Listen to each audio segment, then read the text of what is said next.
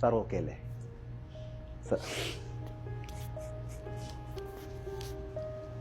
ഒന്ന് ഷാർപ്പായിട്ട് സംസാരിക്കാൻ പോലും പറ്റാത്ത ഒരാൾ നിങ്ങൾ എങ്ങനെയാണ് സാർ ഇത്രയും വിഷമം ഇത്രയും കാലം മനസ്സിൽ വെച്ച് മുമ്പോട്ട് പോയത്?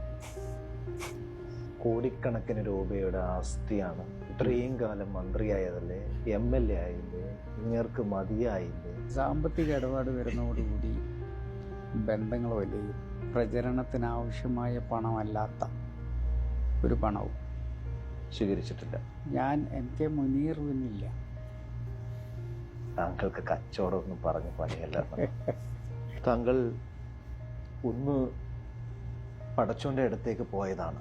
എൻ്റെ കുട്ടിക്കാലത്ത് കല്യാണത്തിന് പോകണമെങ്കിൽ ഉമ്മ അടുത്ത വീട്ടിൽ നിന്ന് കുപ്പായം കട വാങ്ങിയിട്ട് എന്നെ ഉടുപ്പിച്ച് പോയിട്ടുണ്ട്. ഇന്ത്യ വിഷൻ തിരിച്ചു വരുമോ?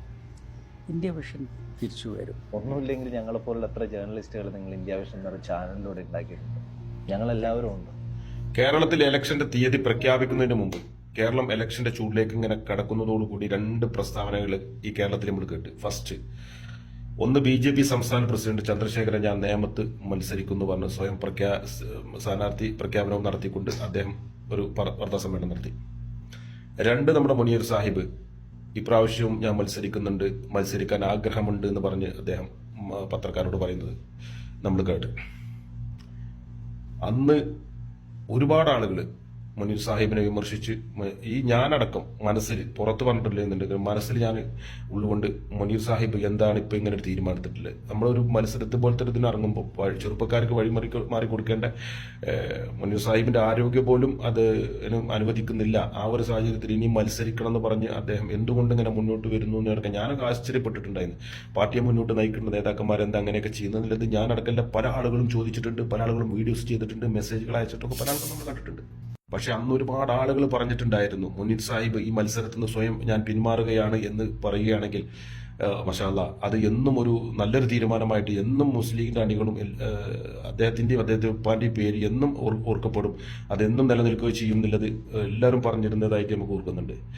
പക്ഷേ അദ്ദേഹം അത് നേതൃത്വം സ്ഥാനാർത്ഥി പട്ടിക പുറത്തു വന്നപ്പം മുനീർ സാഹിബിന്റെ പേരില്ല, ഒരക്ഷരം പോലും ഒരു മറുവാക്ക് അദ്ദേഹം പറഞ്ഞില്ല. സന്തോഷത്തോടെ സ്വീകരിച്ച് മാഷാ അല്ലാഹ് ആ ഒരു ലിസ്റ്റിൽ അംഗീകരിച്ച് ഒരു പ്രശ്നം ഉണ്ടാക്കുക. പല ആളുകളും അവിടെ നിന്നൊക്കെ ഉണ്ടാക്കി, മുനീർ സാഹിബിന്റെ ഭാഗത്തുനിന്ന് ഒരു വാക്കും ഉണ്ടായില്ല. അപ്പോൾ നമ്മളൊക്കെ എല്ലാവരും അൽഹംദുലില്ലാ മുനീർ സാഹിബും നമ്മളെ എല്ലാവരെയും രക്ഷപ്പെടുത്തി. അൽഹംദുലില്ലാ ഇനി പ്രശ്നങ്ങളൊന്നും ഇല്ലാന്നാണ് പോകുമ്പോഴാണ് കേരളത്തിനെ ഞെട്ടിച്ചുകൊണ്ട് മുനീർ സാഹിബിന്റെ ഈ ഒരു വാർത്ത പുറത്തു വന്നത്.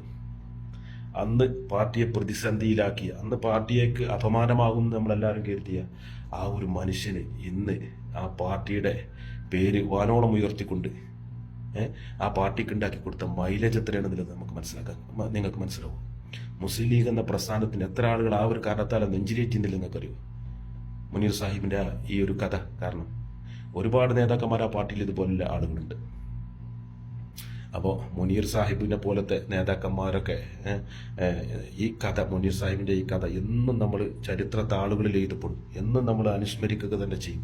മുനീർ സാഹിബിനെ പോലുള്ള നേതാക്കന്മാർ നമുക്കുണ്ടായിരുന്നു എന്നുള്ളത് നമ്മൾ എന്നും ഓർമ്മിക്കപ്പെടും. അവർക്ക് നമ്മൾ കടപ്പെട്ട് അവരെ പിൻഗാമികളായിട്ട് നമുക്ക് എന്നും ഈ പാർട്ടിയെ നയിക്കാനും നമ്മളെ നേതാക്കന്മാർക്ക് മുന്നോട്ട് കൊണ്ടുപോകാനും എന്നും അള്ളാഹു തൗഫീഖ് നൽകട്ടെ എന്ന് ആത്മാർത്ഥമായിട്ട് നമ്മൾ പ്രാർത്ഥിക്കുകയാണ്. ഇൻഷാ അല്ലാഹ്.